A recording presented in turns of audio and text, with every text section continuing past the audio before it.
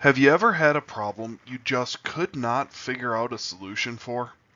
Or maybe you had an idea of how to solve the problem, but maybe you did not have enough background in the field to actually put your plan into effect. Or you did not know how to describe your idea to others. These are examples of forms of mental blocks. This is the second of a two-part sequence of resources exploring mental blocks. Part 1 will explore some of the common types of mental blocks. We will look at examples of each. Part 2 will consider common causes of mental blocks and provide a method for avoiding mental blocks. We will also recommend additional resources to help beat your mental blocks.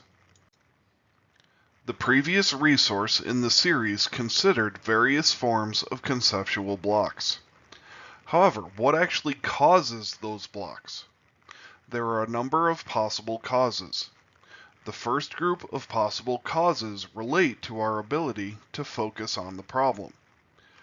Perhaps we try to define the situation too narrowly. This allows us no wiggle room as we try to find potential solutions. By narrowing our focus too tightly, we omit the possibility for solutions that are slightly outside our problem definition. However, the exact opposite is also possible. We may define the problem too ambiguously. Here, we cannot find the real problem and will meander around without a good focus on the true issues. Another similar cause of a mental block is to focus on the symptoms rather than the true problem. Suppose, for example, that our home has a leaky roof. So whenever it rains, we place a bucket under the drip to catch the water. This clearly solves the problem. No. We solved the problem, the water on the floor, didn't we? But the actual problem is the leaky roof, not the symptom of the water on the floor.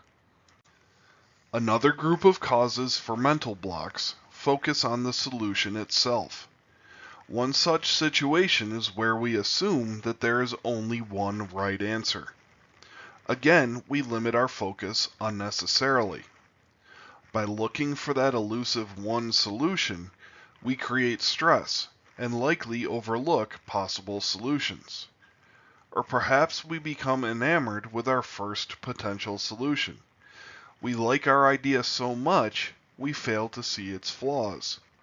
We may not realize there are more eloquent and beneficial solutions to our problems. Similarly, we may get hooked on something that almost works as a solution.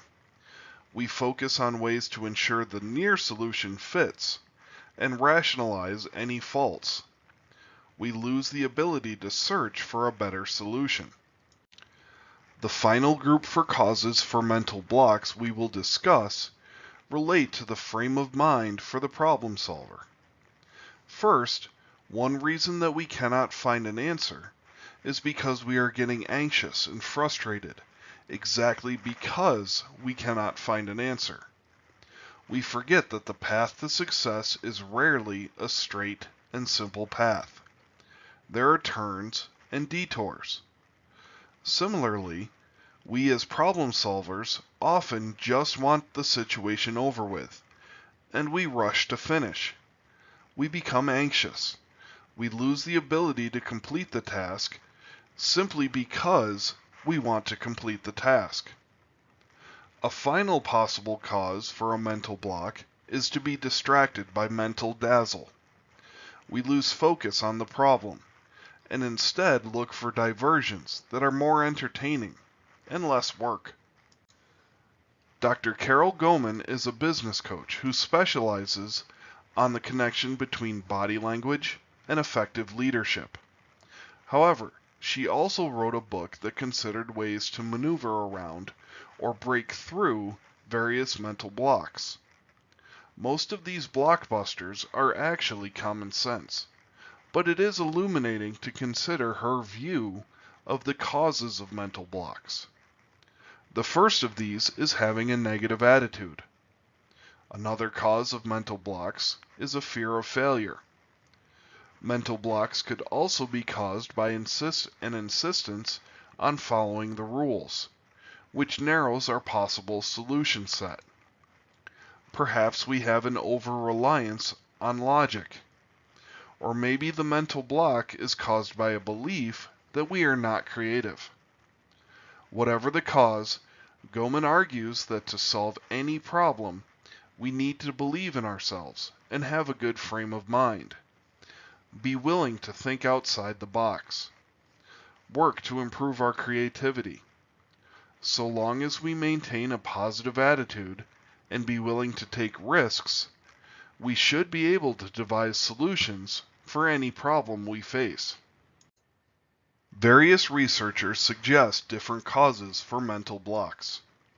Sometimes blocks can be caused by a misguided focus on the problem itself, either defining the problem too narrowly or too ambiguously, or focusing our effort on curing the symptoms rather than the actual problem. Mental blocks may also be caused by misguided focus on the solution, either assuming there is only one possible solution, or getting hooked on the first solution, or a solution that almost works but is not ideal. Mental blocks may also be caused by a misguided mental focus, either becoming frustrated by lack of success, being too anxious to finish, or getting distracted by mental dazzle. Goleman suggested other possible causes for mental blocks, but they all boil down to lacking a proper mental attitude regarding the problem. Either we have a bad attitude, or we have a fear of failure, or we follow the rules, or rely too heavily on logic, or we doubt our creativity. Goleman suggests undergoing an attitude adjustment to remove the mental block. For other methods for removing mental blocks, please view the resource entitled Brainstorming. It suggests specific strategies for removing mental blocks.